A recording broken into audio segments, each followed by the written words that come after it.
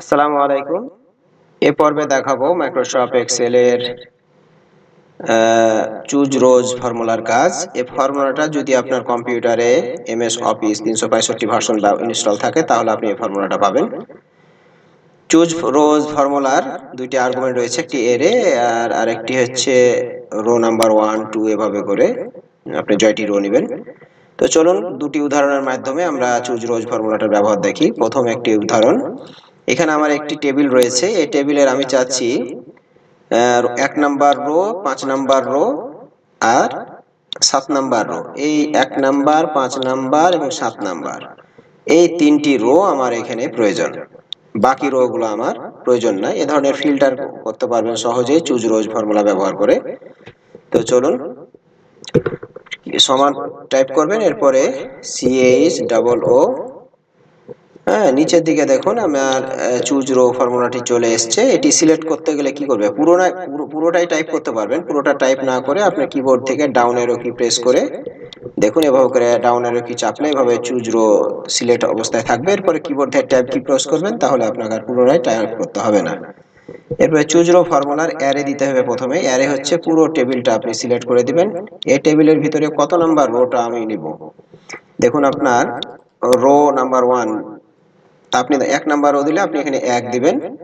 তারপরে অটোমেটিক আপনার 2 number rho কমা দিয়ে আপনি 2 নাম্বার রো দিবেন। আমি 1 নাম্বার নিলাম, কমা 4 নাম্বার নিলাম, কমা 5 নাম্বার নিলাম, দিয়ে এন্টার কি প্রেস করবেন। দেখুন আপনার 1 নাম্বার, 4 নাম্বার এবং 5 নাম্বার। তো এখানে কাউন্ট হয় কিভাবে, যেহেতু পুরো টেবিল সিলেক্ট করেছেন সেহেতু এটাকে আপনার 1 কাউন্ট করবে, এটাকে 2 3 4 5 6 7 8 9 এভাবে করে কাউন্ট করে আপনার যত নাম্বার রো দিয়েছেন তত নাম্বার রো এর তথ্যটা এখানে শুধু আসবে, বাকি রো গুলো আসবে না। তো চলুন দ্বিতীয় আরেকটি উদাহরণ। এখানে একটি আমি চাচ্ছি আপনি সিরিয়াল মেনটেন করে যে নিতে হবে, যে 1 এর পরে 3 4 এভাবে সিরিয়াল মেনটেন করে নিতে হবে, এটা কিন্তু না।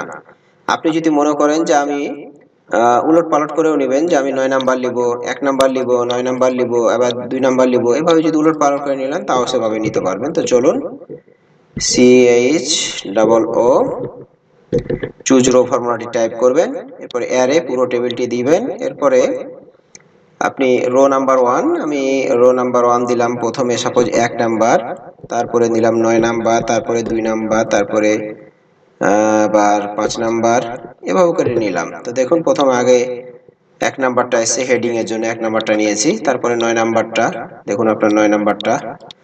হ্যাঁ, এভাবে করে আপনি যত নাম্বার, যে নাম্বারটা টাইপ করবেন সেই নাম্বারটাই আপনি দিলেই আপনার ওই নাম্বারের রোটাই শুধু আসবে। এরপরে আপনি যদি এভাবে না দিয়ে আপনি রো নাম্বারটা যদি -9 দেন তাহলে কি হবে, এন্টার দিলে -9 বলতে আপনার এটাকে 9 ধরেছে, তাহলে -9 হচ্ছে, -9 বলতেই যে আইটেমটাকে দিয়ে দিয়েছে। আপনি যদি -8 দেন তাহলে দেখুন আপনার এই নাম্বার রোটা চলে এসেছে। তাহলে আপনি এভাবে মাইনাস দিয়েও কিন্তু আপনি করতে পারেন। আমি যদি -1 দিই তাহলে দেখুন লাস্টের যে রোটা সেটি আসবে, তাহলে লাস্ট থেকে শুরু হবে, -1 -2 -3 -4 -5 -6 -7 এভাবে করে মাইনাস দিয়ে মাইনাস ব্যবহার করেও আপনি রো এর সংখ্যা টাইপ করেও আপনি নিতে পারবেন। তো আজকে এ পর্যন্ত। আসসালামু আলাইকুম।